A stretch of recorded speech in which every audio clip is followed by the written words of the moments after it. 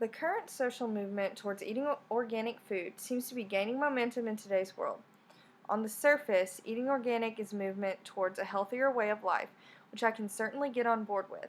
However, there are ramifications of the organic movement that many people do not know of or do not understand. So, how do we define organic food? On this slide, you'll find the definition for organic standards from the USDA and the Organic Trade Association. Notice that the definition from the Organic Trade Association sounds a little more biased than that of the USDA. The standards mentioned in these definitions refer to the regulations put in place by the National Organic Program, which came about after the enactment of the Organic Foods Production Act of 1990. What exactly does that mean?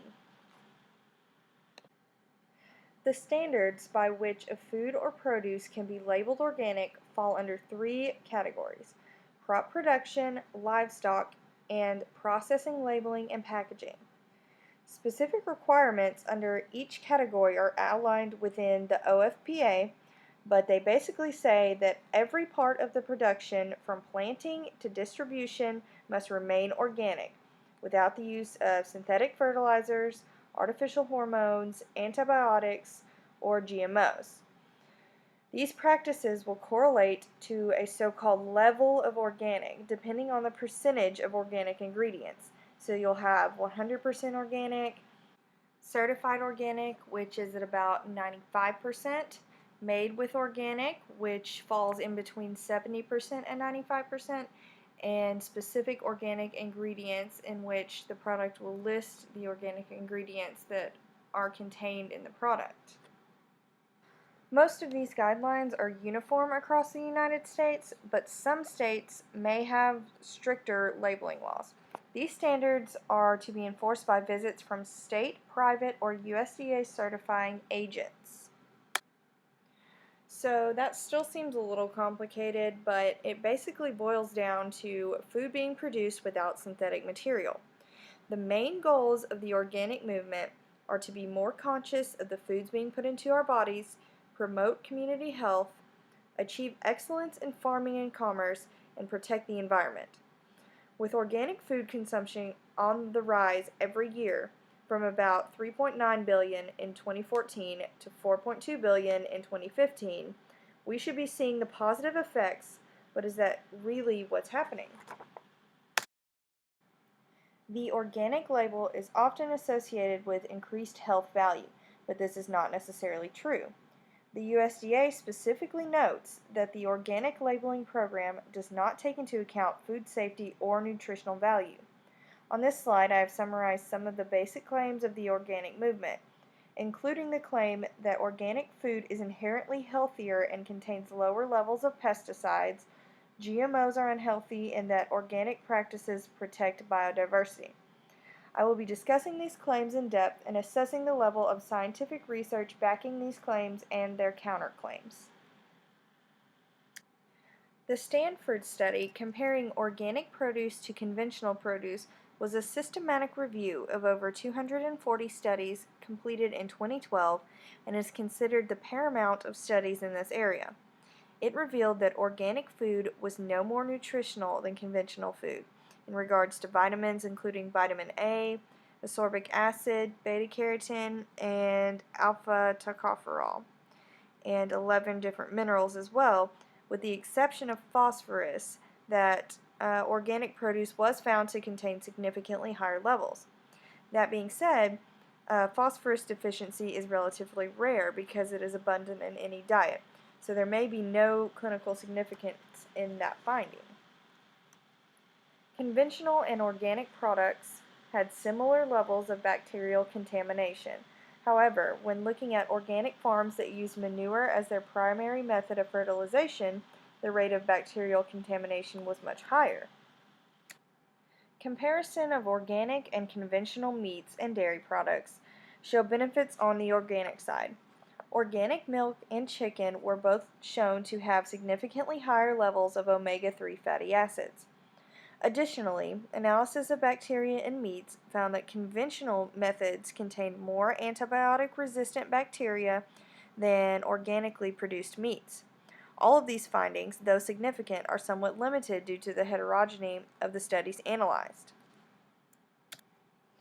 Another study, known as the Million Women Study, conducted by Oxford in the UK, is a very large study of the health of women across all age groups that has been going on for over 20 years now. A paper published using data from this study found that the consumption of organic food was not associated with a reduced risk in all types of cancer, and also not in 16 specific types of cancer, with the exception of non-Hodgkin's lymphoma. More research is needed to determine a causal link. The long-term effects of eating organic are not well documented outside of the UK study that I just mentioned, so more longitudinal studies are needed to better understand the effects. Though most organic food is not inherently healthier, people who eat organic food or try to live an organic lifestyle may be healthier just because they are more conscious of their diets in general and are taking a more active approach at a healthy lifestyle. Pesticide use is a big issue when talking about organic versus conventional. Pesticide residue is a large concern for produce consumers. People want to be aware of what they are consuming, and they want to make sure that they're not exposing themselves unnecessarily to harmful chemicals. A central pillar of the organic movement is the idea that organic producers avoid harmful and toxic pesticides during production, which is healthier for the consumer and for the environment. This idea is largely false. It is true that organic farmers are restricted to the use of natural pesticides, but these pesticides are no less toxic than conventional pesticides. The USDA tests both organic and conventional crops for multiple pesticides and at what levels they are detected. These levels cannot be anywhere near levels that would cause acute harm in humans, but more research is definitely needed on the long-term effects of low-dose exposure in both organic and conventional pesticide use. The Stanford study also assessed pesticide residue on multiple conventional and organic crops and found no significant differences in pesticide exposures. Pesticide use is just one of many ways farmers, both organic and conventional, deter pests and keep crops healthy. These methods include avoiding the pest geographically, controlling the climate or microclimate, crop rotation, which can disturb the life cycle of the pest, and fostering beneficial organisms, and of course genetic resistance. Organic organizations also often claim that organic pesticides are better for the environment, a claim that is also unfounded. One study of year-round greenhouses found that organic farms were releasing more nitrate into the groundwater than conventional methods. I've attached one of the main graphs from that study in the slide. It was actually a really well done study. They were very similar greenhouses. The only differences really were that one was using organic methods and the other conventional. Of course, that's just one study. Additionally, recent studies have shown that the increased biodiversity that organic farms create is only 12% greater than that of conventional farms, which is still significant, but it does not offset the much lower yields on organic farms. One analysis of data shows that the yields of organic farming range from 5% to 13% to 34% lower than conventional methods, just depending on the system that you're comparing. Other studies have found similar results, including a large meta-analysis of European farms, which found that superficially organic farms can provide more biodiversity, but they do not significantly produce more species richness than conventional methods, and that the overall environmental impact of organic farms is the same, if not worse, in some ways than conventional farming. The sustainability of organic pesticides is also in question. Defining pesticides as organic or synthetic does not correlate to whether the pesticides are sustainable or not, finds a comprehensive study on soybean pesticides specifically. Instead, pesticides should be studied individually to determine ecological effects, and that contrary to popular belief, some organic pesticides are even worse for the environment than synthetic ones. GMOs are another hot topic on this debate. A GMO, or genetically modified organism, is defined as an organism whose genetic material has been modified through genetic engineering. This may involve insertion of DNA into foreign species to selective mutation, which doesn't occur anymore.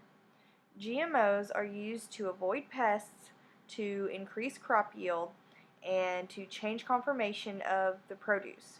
A recent report from the USDA notes the economic benefits of genetically engineered crops. One specific example of a benefit of GMOs is their usefulness in resistance to fungal pests. Organic crops have been shown to harbor more mycotoxins, a well understood human toxin, than genetically modified varieties of the same crops.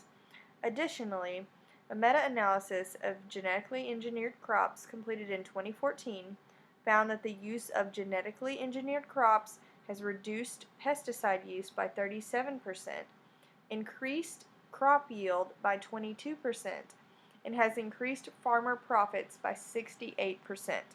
All of those findings were significant. Largely due to the fear of unknown, there has recently been a push to label products as GMO or non-GMO. 80% of participants responded that GMOs should be labeled, found a survey conducted by the Food Demand Survey of Oklahoma State University. A similar percentage also answered that foods containing DNA should also have mandatory labels. Since DNA is contained in every living thing, it would be contained in the vast majority of food, and thus the survey exploited a huge misunderstanding in the general public. Not to mention, some food that is labeled non-GMO today most likely was selectively bred, a form of genetic modification that people accept because the food looks like what we think it should look like, when in actuality it looks nothing like what it did before humans started growing it. Some examples of this are seedless grapefruits and seedless watermelons, corn and wheat. Just if you look up pictures of what they looked like before, they're unrecognizable. Other considerations when thinking about whether or not to buy organic include the cost of organic food, which is generally somewhat much higher than similar produce with seemingly little nutritional benefit. Additionally, the cost of organic food makes it less accessible to poor people and those living in food deserted areas. Organic farming also has lower yields, needs more labor and more land, and thus is not sustainable for a population that is growing, a world population that is growing at over 1% every single year. Lastly, many people, including myself, have an issue with the way organic companies portray conventional methods in an extremely biased way, and that they market to the general population using scare tactics and their mention of GMOs or toxic, harmful chemicals, when a lot of times these practices are also being used in organic farming. So on this last slide, I have kind of summarized some of the pros and cons about eating organic. I know I've been kind of largely negative about it throughout the presentation, but I really think that there are some benefits to organic food. They've been proven to have healthier milk and meat selection, more ethical treatment of animals, less antibiotic resistance and bacteria, which can obviously cause some huge problems in the long run if we don't get that in check. They do provide somewhat more biodiversity than conventional methods, and eating organic, though not intrinsically healthier than conventional methods, can be a really useful tool when you're trying to stay healthy and eat healthy food. That being said, I think the main cons would be the higher instances of bacterial contamination associated with manure use, the fact that there's no truth in the superior health claims, and it's much more expensive oftentimes. I'm not a fan of the what I consider unethical marketing. There's no evidence that organic farming is better for the environment, and it can't meet the demands of our vastly growing population. All in all, I think eating healthy in general is extremely important.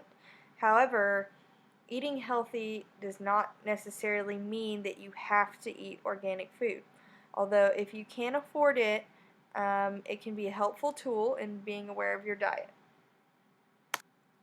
So I know I've gone over the 15-minute limit a little bit, but thank you so much for listening to my presentation. I hope you found it informative. And so here are my sources. Thank you.